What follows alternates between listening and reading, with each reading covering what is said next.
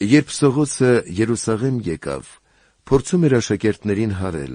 բայց ամենքը վախենում էին նրանից, չէին հավատում, թե իսկապես աշակերտ էր դարձել։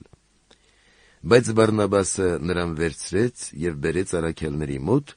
ու նրանց պատմեց, թե ինչպես ճանապարհին նա տեսել էր Տիրոջը,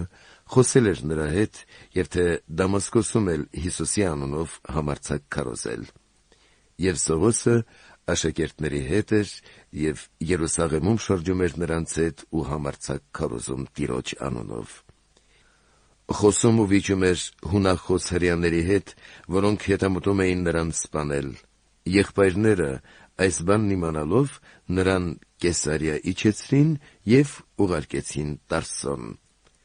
Սակայն եկեղեցին ամբողջ Հրեաստանում, Սամարիայում ու Գալիլեայում խաղաղության մեջ էր և ամրանալով ու ընթանալով Տիրոջ երկյուղով